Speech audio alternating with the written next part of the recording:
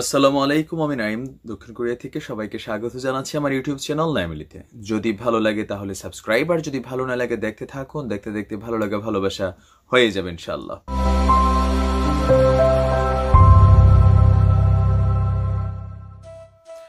দর্শক, এই মুহূর্তে বাংলাদেশে বেশ কয়েকটা আলোচিত ঘটনা, এর মধ্যে অন্যতম একটা প্রধান ঘটনা হচ্ছে মেজর সিনহা হত্যাকাণ্ড। আর সেই হত্যাকাণ্ডের নানান ধাপে ধাপে চাঞ্চল্যকর অনেক ঘটনা বের হয়ে আসছে, আর এর ফাঁকে ফাঁকে দেশে বেশ কিছু ঘটনা আরো ঘটে যাচ্ছে। এখন আমাদের বিষয়টা হয়েছে কি, মাল যায় যার ইমান যায় তার, এটা মুসলিমের বউ বলতো, আবার ওই যে আমাদের মোস্তফা ভাইয়ের বউ আমেরিকা তো কয় মাঝে মাঝে।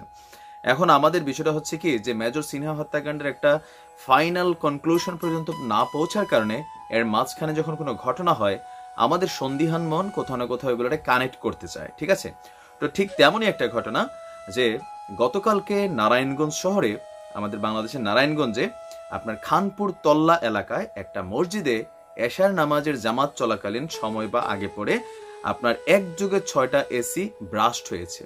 এখন এই 6টা এসি ব্রাস্ট হওয়ার পরে আপনার সেইখানে লাস্ট খবর পাওয়া পর্যন্ত একজন শিশু মারা গিয়েছে, আর ইমাম সাহেবের অবস্থা আশঙ্কাজনক। আর এছাড়া প্রায় 40 থেকে 70 জন ধরা হচ্ছে যে আপনার পড়ে গিয়েছে অনেকের শরীর, তারা শেখ হাসিনা বার্নি ইউনিটে তারা চিকিৎসা নিচ্ছেন। এখন এই ঘটনাটা অবশ্যই মর্মান্তিক, তবে আমাদের মধ্যে অনেক গোয়েন্দা আছে যারা আমরা অনেকে আসলে ভেবে নিয়েছি এটা আমাদেরও কিছুটা দোষ, আবার ধরেন কিছুটা আসলে রাষ্ট্রের বিভিন্ন ঘটনার পরিপ্রেক্ষিতে এই চিন্তাগুলো আসে যে এই মুহূর্তে ওসি প্রদীপের লাস্ট যে ভিডিওটা ভাইরাল হয়েছে, এখন নতুন করে এটা নিয়ে আসলে এটাকে ধামাচাপা দেওয়ার জন্য, অথবা নাকি মেজর সিনহা হত্যাকাণ্ডকে ধামাচাপা দেওয়ার জন্য এই ঘটনা। আসুন আসলে এখানে আমরা আজকে তদন্ত করব। তদন্তের জন্য আপনাকে কিছুটা বিজ্ঞান জানতে হবে। আমি ফেসবুকে নানান পোস্টগুলোতে ঠিক এরকমই দেখলাম যে ওসি প্রদীপের ঘটনাটা ধামাচাপা দেওয়ার জন্য, কিন্তু এটা সম্পূর্ণ ভুল। এখানে কমেন্টগুলোতে আমি অনেকগুলো কমেন্ট দেখেছি, অনেকে বলছেন এসি কি গ্যাসে চলে নাকি। এখন আপনাকে একটু সায়েন্স জানতে হবে, সায়েন্স আসলে কি বলে। এখন আমাদের কিছু কিছু ক্ষেত্রে সম্যক জ্ঞান না থাকার কারণে আমাদের মধ্যে কিছু ভুলভ্রান্তির সৃষ্টি হয়। প্রথমত হচ্ছে এটা সম্পূর্ণ আলাদা একটা ঘটনা, বাট এটার পিছনে অন্য কারণ আছে, বাট এটা মেজর সিনহা বা ওসি প্রদীপের সাথে সংশ্লিষ্ট না। আসেন আমি আজকে আপনাদেরকে এটা শিখাই দিই, যারা ঘরে এসি চালান অবশ্যই এই ভিডিওটা আপনার জন্য খুবই জরুরি, যে এসি কেন ব্রাস্ট হয়। এসিতে কি আসলে গ্যাস আছে?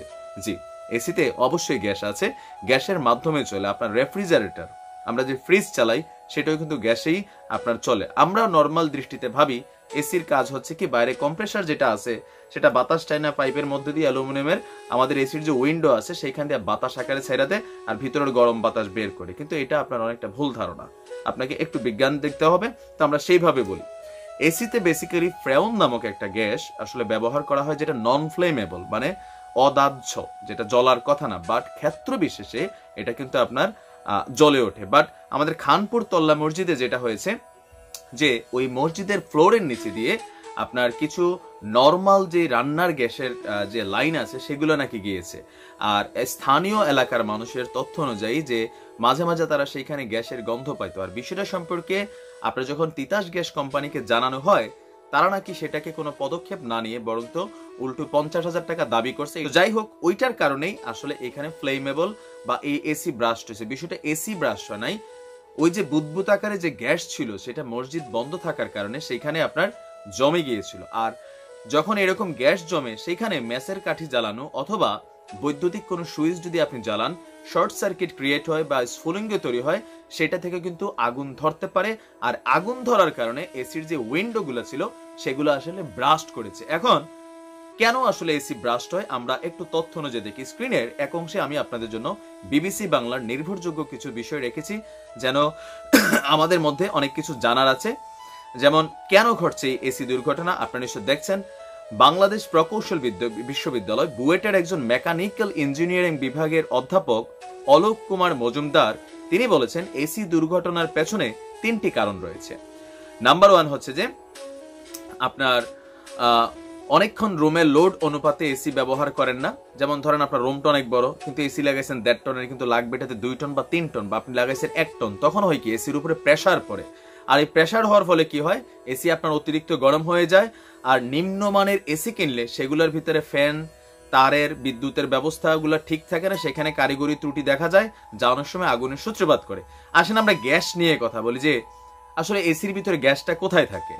যে বর্তমানের এসি গুলায় যে গ্যাস ব্যবহার করা হয়, এসি কিন্তু গ্যাসে চলে, খেয়াল রাখতে হবে, সেই গ্যাসে সহজে আগুন ধরে যায়, যার ফলে কোনো কারণে সেটি লিক হয়ে জমে থাকলে সেইখানে বৈদ্যুতিক কারণে আগুনের স্ফুলিঙ্গ তৈরি হলে বা ম্যাচের কাঠি জ্বালালে বিস্ফোরণের ঘটনা ঘটতে পারে, যেটা আমাদের ফেসবুকে অনেক আমরা নর্মাল ইঞ্জিনিয়ার যারা আছি যে সন্দিহান মন সিনহার ইস্যুর কারণে এগুলা কারেন্টেড হচ্ছে, বাট এগুলো আপনার খেয়াল রাখতে হবে, এখানে সাইন্টিফিকলি একটু দেখতে হবে। আচ্ছা, তারা আরো যেটা বলেছেন যে প্রতিযোগিতার এই বাজার ধরে রাখার জন্য নামে বেনামে অসংখ্য এসি কোম্পানি বা স্থানীয়ভাবে এলাকাভিত্তিক কিছু এসি কোম্পানি আছে, তারা করে কি নিম্নমানের যে গ্যাস আছে আর নিম্নমানের যে ইকুইপমেন্ট আছে, যন্ত্রপাতি আছে, সেগুলো ব্যবহার করার কারণে হয় কি যে এসির যেই কি বলা হয় যে আপনার ঠান্ডা করার যে কুলিং সিস্টেম, সেইখানে নানান ত্রুটি থাকে, অনেক সময় নিম্নমানের কেবল বা নিম্নমানের অ্যালুমিনিয়াম পাইপ বা তামার পাইপ থেকে লিকেজ হয়ে যায়, আর সেই কারণে ওই বন্ধ রুমে যেহেতু এসি চালাই রুম বন্ধ থাকে,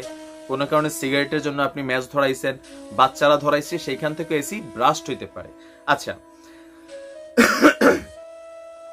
এখন হচ্ছে যে এসি দুর্ঘটনা আপনি কি কি কারণে হচ্ছে, এসি অনেকগুলো কারণে, এগুলো আপনি একটু জেনে রাখবেন। অনেক পুরনো বা নিম্নমানের এসি ব্যবহার, অনেকে আছেন যে পুরনো এসি কিনেন দামে সস্তার কারণে, কিন্তু খেয়াল রাখতে হবে উপরের কাভারটা হয়তো রং সং করে চকচকা করছে, কম্প্রেসারটা একটু মেরামত করছে, বাট ভিতরের যে জিনিস সেটাতে কিন্তু সমস্যা রয়ে গেছে, সুতরাং পুরান এসি সহজে কিনবেন না। 2 নাম্বার, রুমের আয়তন অনুযায়ী আপনাকে ওই মাপের এসি ব্যবহার করতে হবে। 3 নাম্বার, কম্প্রেসারের ভিতরে ময়লা আটকে জ্যাম তৈরি হওয়া, যেমন কম্প্রেসারটা হচ্ছে একটা ফ্যান, এখন ময়লা আটকে যখন এটা জ্যাম হয়ে যায়, এটা প্রেসারে ঘুরতে পারে না, গরম হয়ে যায়, অনেক সময় অতিরিক্ত গরমের কারণে কি হয়, ব্রাস্ট হয়।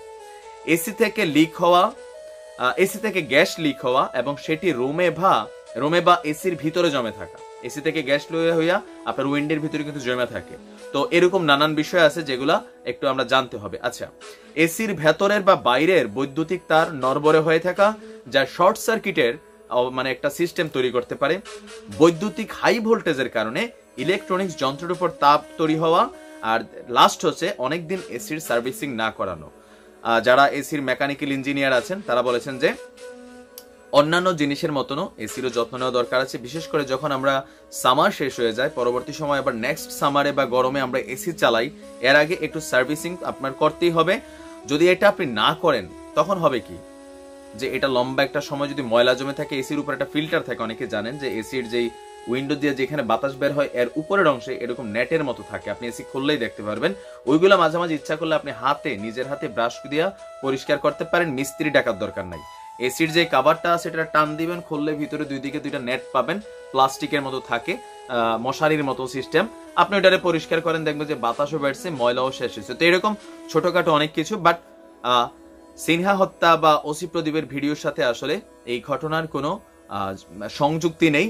তবে এখানে অন্য বিষয় আছে যে গ্যাস এখানে এতদিন ধরে কেন মসজিদের নিচে দিয়ে গেল, তদন্ত কমিটি গঠন করা হয়েছে, নিশ্চয়ই আমরা নতুন কিছু তথ্য পাবো। আল্লাহ সবাইকে হেফাজত করুক, যারা আহত আছে সুস্থ করুক, যারা নিহত হয়েছেন জান্নাতুল ফেরদাউস দান করুক। আজকের মতো বিদায় নিচ্ছি। আসসালামু আলাইকুম রহমতুল্লাহ।